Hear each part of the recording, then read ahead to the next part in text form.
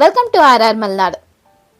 ಒಂದೇ ಥರ ತಿಂಡಿ ಅಥವಾ ಒಂದೇ ಥರ ರೊಟ್ಟಿ ಮಾಡಿ ತಿಂದು ತಿಂದು ಬೇಜಾರಾಗಿರುತ್ತೆ. ಅದಕ್ಕೆ ಡಿಫ್ರೆಂಟ್ ಆಗಿ ಈ ಥರ ರೊಟ್ಟಿ ಮಾಡಿ ಫ್ಯಾಮಿಲಿ ಮೆಂಬರ್ಸ್ ಹಾಗೆ ಮಕ್ಕಳು ಎಷ್ಟು ಇಷ್ಟಪಟ್ಟು ತಿಂತಾರೆ ಅಂತ ನೋಡಿ.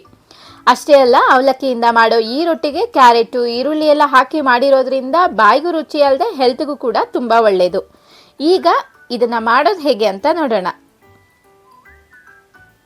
ಅವಲಕ್ಕಿ ರೊಟ್ಟಿ ಮಾಡೋದಕ್ಕೆ ನಾನು ಮೀಡಿಯಂ ಸೈಜ್ ಅವಲಕ್ಕಿನ ತೊಗೊಂಡಿದ್ದೀನಿ. ಇದು ತೆಳು ಅವಲಕ್ಕಿನೂ ಅಲ್ಲ, ಪೇಪರ್ ಅವಲಕ್ಕಿ ಅಂತಾರಲ್ಲ ಅದೂ ಅಲ್ಲ, ಹಾಗೆ ದಪ್ಪ ಅವಲಕ್ಕಿನೂ ಅಲ್ಲ, ಮೀಡಿಯಂ ಸೈಜ್ ಅವಲಕ್ಕಿ. ನಾನು ಈ ಬೌಲಲ್ಲಿ 2.5 ಕಪ್ಪಷ್ಟು ಅವಲಕ್ಕಿನ ತೊಗೊತಾ ಇದ್ದೀನಿ. ಇದನ್ನು ಒಂದೆರಡು ಸತಿ ಚೆನ್ನಾಗಿ ನೀರು ಹಾಕಿ ತೊಳ್ಕೊಬಿಡೋಣ. ಆ ನಂತರ ಒಂದು 30 ನಿಮಿಷ ನೀರು ಹಾಕಿ ಇದನ್ನು ನೆನೆಸಿಡಬೇಕಾಗತ್ತೆ.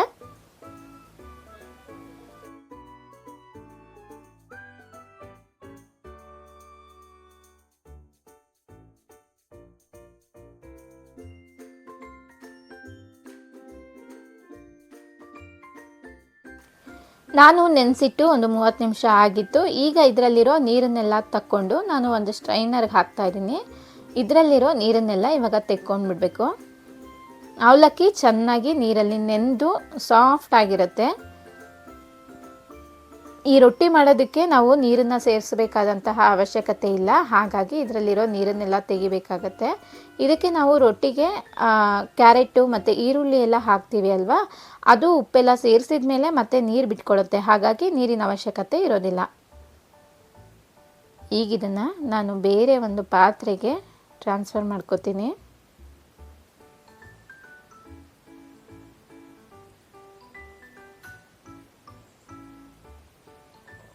ಇದನ್ನು ಕೈಯಲ್ಲೇ ಸ್ವಲ್ಪ ಕಿವುಚ್ಕೊಂಡು ಸಾಫ್ಟ್ ಮಾಡ್ಕೋತೀನಿ.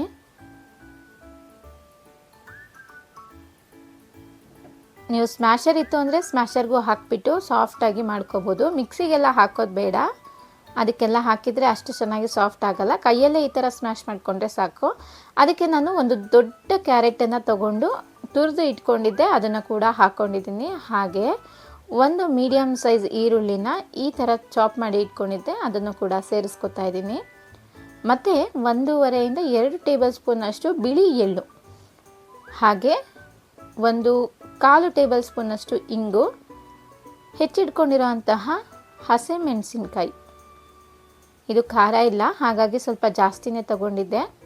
ಮತ್ತು 2 ಕಡ್ಡಿ ಕರಿಬೇವು, ಹಾಗೆ ಒಂದು ಅರ್ಧ ಮುಷ್ಟಿಯಷ್ಟು ಕೊತ್ತಂಬರಿ ಸೊಪ್ಪು, ರುಚಿಗೆ ತಕ್ಕಷ್ಟು ಉಪ್ಪು, ಇದೆಲ್ಲನೂ ಹಾಕಿ ಚೆನ್ನಾಗಿ ಆ ಹಿಟ್ಟಿನ ಜೊತೆಗೆ ನಾವು ಮಿಕ್ಸ್ ಮಾಡ್ಕೋಬೇಕಾಗತ್ತೆ. ಜೊತೆಗೆ ನಾನು ಯಾವ ಕಪ್ಪಲ್ಲಿ ಅವಲಕ್ಕಿನ ತೊಗೊಂಡಿದ್ದೆ ಅದೇ ಕಪ್ಪಲ್ಲಿ ಒಂದು ಅರ್ಧ ಕಪ್ಪಷ್ಟು ಅಕ್ಕಿ ಹಿಟ್ಟನ್ನು ತೊಗೊಂಡಿದ್ದೀನಿ. 2.5 ಕಪ್ಪು ಅವಲಕ್ಕಿ ತೊಗೊಂಡಿದ್ದೆ ನಾನು, ಅದರಲ್ಲೇ ಒಂದು ಅರ್ಧ ಕಪ್ಪು ಅಕ್ಕಿ ಹಿಟ್ಟನ್ನು ತೊಗೊಂಡಿದ್ದೆ. ಇದೆಲ್ಲನೂ ಹಿಟ್ಟಿನ ಜೊತೆ ಚೆನ್ನಾಗಿ ಮಿಕ್ಸ್ ಆಗಬೇಕು, ಆ ರೀತಿ ಕಲಿಸ್ಬೇಕು.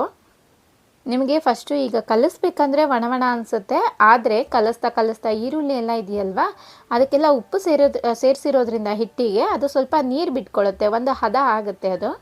ಹಾಗಾಗಿ ನೀವು ಹಿಟ್ಟಿಗೆ ನೀರು ಸೇರಿಸ್ಕೊಳ್ಳೋ ಅಂತಹ ಅವಶ್ಯಕತೆ ಇಲ್ಲ.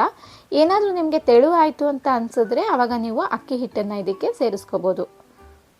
ನೋಡಿ, ಕರೆಕ್ಟಾಗಿ ತಟ್ಟೋ ಹದಕ್ಕೆ ಬಂದಿದೆ. ಈಗ ನಮಗೆ ಎಷ್ಟು ಬೇಕೋ ಅಷ್ಟನ್ನು ತಗೊಂಡು ತಟ್ಕೊಳ್ಳೋಣ.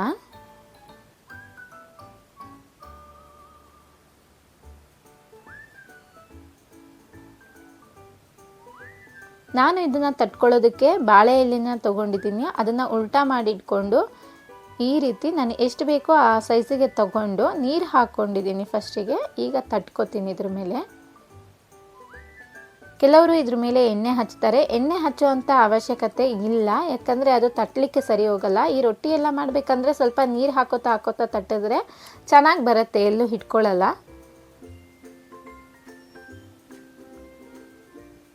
ನಿಮಗೆ ಕ್ಲೀನಾಗಿ ರೌಂಡ್ ಶೇಪ್ ಬರೋ ಥರ ಇದನ್ನು ಈ ರೀತಿ ತಟ್ಕೋಬೇಕು.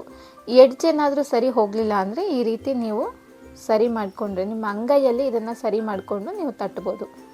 ನೋಡಿ, ಈ ಶೇಪಿಗೆ ಬಂದಿದೆ. ಈಗ ಹಂಚು ಕಾಯಕ್ಕಿಟ್ಟಿದ್ದೆ ನಾನು, ಇದಕ್ಕೆ ಸ್ವಲ್ಪ ಎಣ್ಣೆ ಹಚ್ಕೋಬೇಕು. ಹಂಚಿಗೆ ಎಣ್ಣೆ ಹಚ್ಕೊಂಡು ಈಗ ಈ ರೀತಿ ತೆಕ್ಕೊಬಿಡಬೇಕು. ನಿಧಾನವಾಗಿ ತೆಗಿಬೇಕು, ತುಂಬ ಅರ್ಜೆಂಟ್ ಮಾಡಬಾರ್ದು. ಬಾಳೆ ಎಲೆ ಇಲ್ಲ ಅಂತ ಅಂದರೆ ನೀವು ಆಯಿಲ್ ಪೇಪರ್ ಬರುತ್ತಲ್ಲ, ಪ್ಲಾಸ್ಟಿಕ್ ಕವರ್, ಅದ್ರ ಮೇಲಾದರೂ ಹಾಕೋಬೋದು, ಇಲ್ಲ ಅಂದರೆ ಬಟರ್ ಪೇಪರ್ ಆದರೂ ಯೂಸ್ ಮಾಡ್ಬೋದು.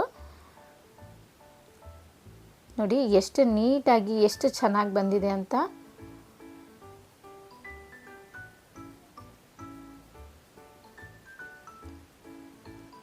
ಖಂಡಿತವಾಗ್ಲೂ ನೀವು ಕೂಡ ಟ್ರೈ ಮಾಡಿ, ತುಂಬಾ ಚೆನ್ನಾಗಿತ್ತು.